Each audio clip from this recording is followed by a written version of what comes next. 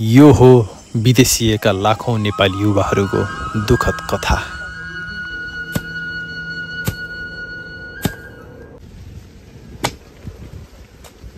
यो हो रामे, आमाको बुढेसकालको एक्लो सहारा।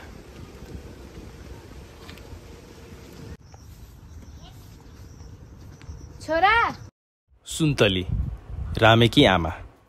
छोरा भन्नुस् आमा।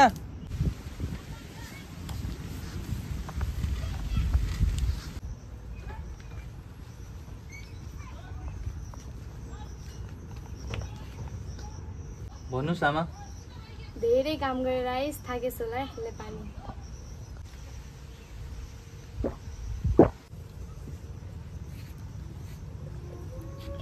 पोहोर साल पनि खेत भएन आमा, यो वर्ष पनि हुने जस्तो मान्दैन आमामा। हामी गरिबको जीवनमा दुःख मात्रै छ। त्यस्तो नभन् छोरा, हिम्मत नहार। हाम्रो पनि राम्रो लाउन र मिठो खाने दिन आउनेछ बाबु।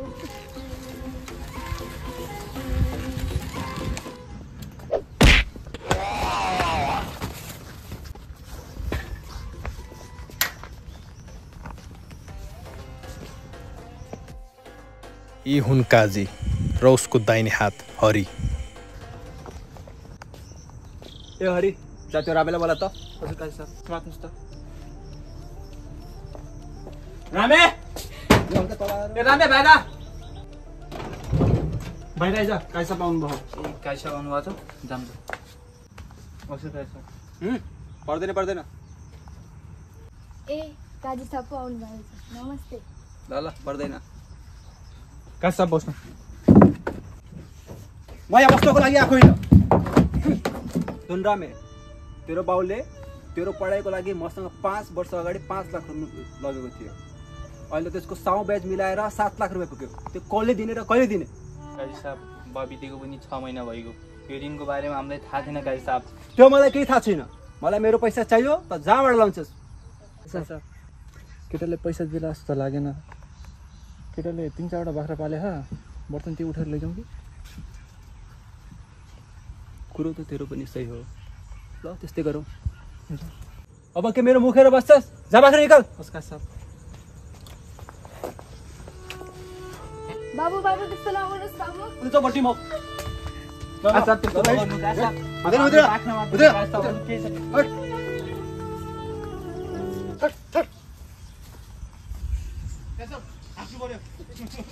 यो हो गोफले, गाउँको सुराखी।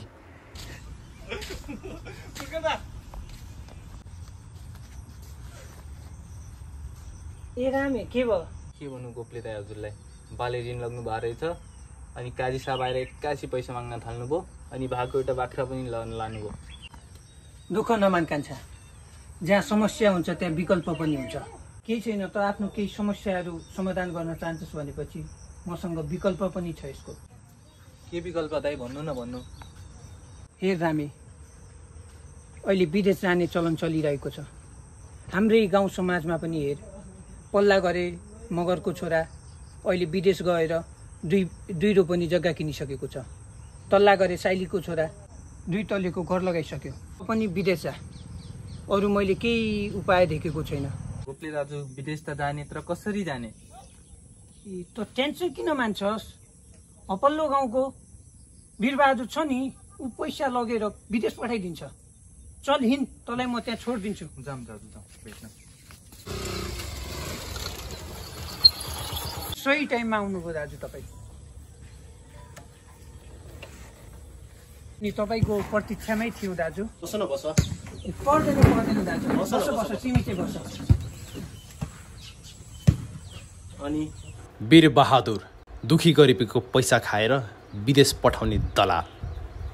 के कति कामको लागि आएको होला ऊ भाइलाई चाहिँ म चिन्छु। अनि ऊ भाइ चाहिँ के विशेष कामको लागि आएको हो? हजुर दाजु, तपाईँले त मलाई चिन्नु भएको छ। ऊ भाइको एकदम समस्या परेर उसलाई चाहिँ विदेश पठाइदिनु पर्यो। मलाई लास्टै समस्या पर्यो दाजु। विदेश जान कति के लाग्छ त्यही बुझ्न आएको हो दाजु। हेर, दुवै 4 लाखको छ। मलेसिया जान्छौ भनेपछि म 3 लाखमा मिलाइदिन्छु हैन। तिमीलाई कतारै जानु छ भनेपछि म 2 लाखमा मिलाइदिन्छु। दाजु, मेरो आर्थिक अवस्था लास्टै कमजोर छ। गर्न चाहिँ कतारै गरिदिनु र म 2 लाख चाहिँ सक्दिनँ, 1 लाखसम्म मिलाउन सक्छु दाजु। म तिम्रो कतारको फिक्स गर्छु। हुन्छ दाजु, कतारकै गरिदिनु। ओहो, अब कताबाट ल्याउने होला त्यत्रो पैसा? कमाइको कुनै स्रोत पनि छैन, घरको स्थिति पनि साह्रै नराम्रो छ। आमा के गर्ने हो दैवा? ए छोरा आइस, के बुझेर आइस त? आमा, घरको आर्थिक अवस्था पनि कमजोर छ, काजी साहबको पनि ऋण तिर्नु बाँकी छ। यो देशमा बसेर केही हुने हालत छैन आमा, जति दुःख गरे नि केही हुने हालत छैन। अब के गर्छस् त बाबु? अब मैले विदेश जाने निर्णय गरेँ। विदेश जान त्यति सजिलो छैन बाबु। त्यस्तो होइन आमा, मैले पल्लो गाउँको बिरे दाइसँग कुरा गरिसकेँ। 2 लाखमा कतारको भिजा मिलाइदिन्छु भन्नुभएको छ। तर आमा, हामीले 2 लाख रुपियाँ कताबाट जुटाउने? एकछिन पर्खाइ बाबु।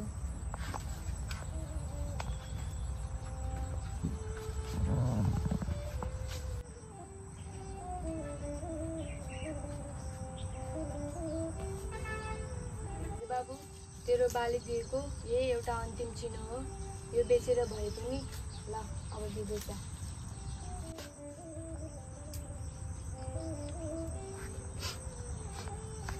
नरो बाबु नरो, विदेश गएर पैसा कमाएर अर्को किनिदिइहाल्छस् नि।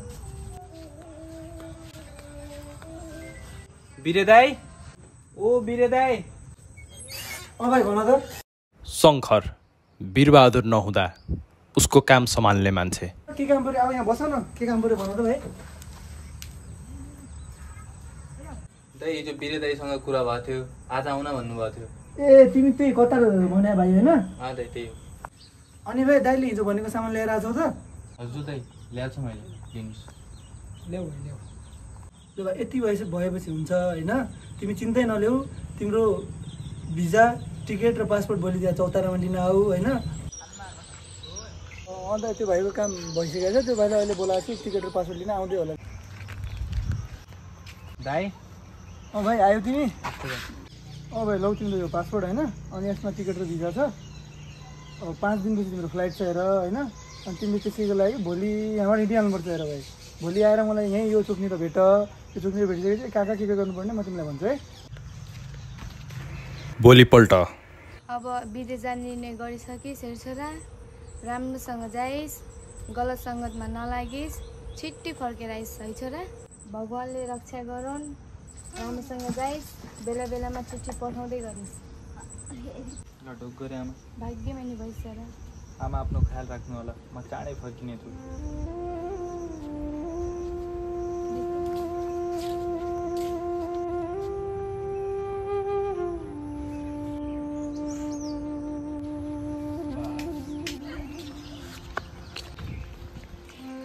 भाइ आयो तिमी? अब ठ्याक्कै चोक जाऊ होइन? चोकमा तिम्रो लागि बस कुरिरहेको छ। बसको मान्छेसँग मैले कुरा गरिदिइसकेको छु होइन? तिमीलाई कहाँ छोड्नुपर्ने भनेर। तिमीलाई जहाँ छोड्छ त्यहाँ मेरो मान्छे भेटिन्छ। त्यो मान्छेले तिमीलाई कहाँ लग्नुपर्ने, के गर्नुपर्ने, एयरपोर्टसम्म कहाँ छोड्नुपर्ने त्यो गरिदिन्छ त्यसले। तिमी अब ढुक्क भएर जाऊ, चिन्ता नगर्नु। धन्यवाद। ल हुन्छ भाइ, शुभयात्रा।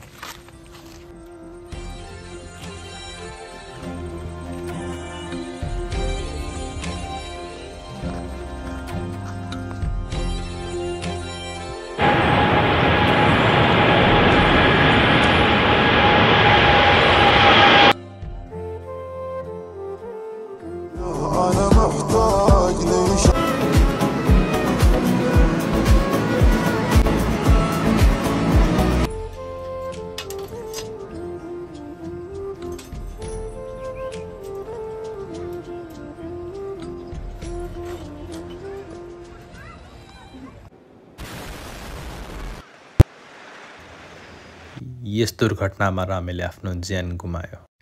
ए चिठी आयो है, चिठी आयो।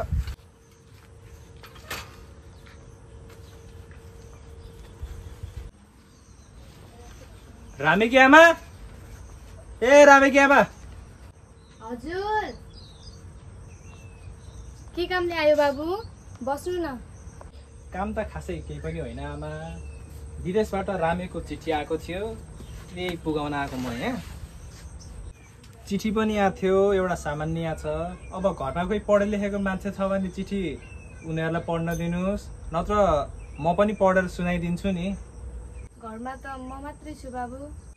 मलाई त पढ्न आउँदैन बाबु। अब हजुर नै पढेर सुनाइदिनु। त्यसो भए मैले नै पढेर सुनाइदिन्छु नि।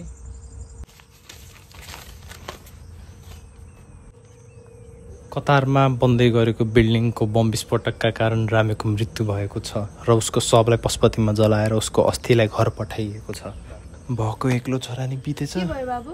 के लेखिछ चिठीमा? अत्यन्तै दुःखद खबर छ आमा। कसरी भनौँ, राम जुन बिल्डिङमा काम गर्थ्यो त्यो बिल्डिङमा बम पड्केर त्यो बिल्डिङ भत्केर रामे पनि भइन मरेछ। उद्धार गर्ने टिमले उसको लासलाई पशुपतिमा लगेर जलाइदिएर रहेछन्। यहाँ उसको अस्थि आएको छ आमा।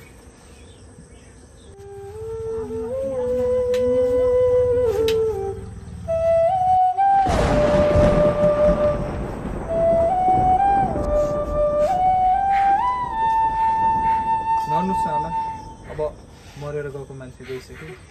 म अब अरू चिठी पनि पुगाउन जान्छु। बाबु छिट्टै आउँछु भन्दैछ बाबु, छोडेर गई।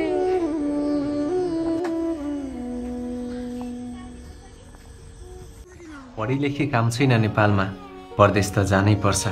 आफ्ना सपना मारी घरको जिम्मेवारी बोकी परदेश त जानै पर्छ। गरिब घरमा जन्म लिएपछि दुःख पीडा त मुस्कुराउँदै सहनु पर्छ। छोरा मान्छेको जिन्दगी त्यति सजिलो कहाँ हुन्छ र हजुर? छोरा मान्छे घरमा भए घर बन्दैन, छोरा मान्छे परदेश नगए घर चल्दैन। साहुको ऋण तिर्नलाई भए पनि परदेश त जानै पर्छ। निन्द्रा पुग्दैन तर पनि दिनरात काम गर्नै पर्छ। पछि जिन्दगी सहज बनाउनु छ भने अहिले खुन पसिना त बेच्नै पर्छ। मेरो भविष्य बनाउन बेचिएका मेरी आमाका गहना मैले फिर्ता गर्नै पर्छ।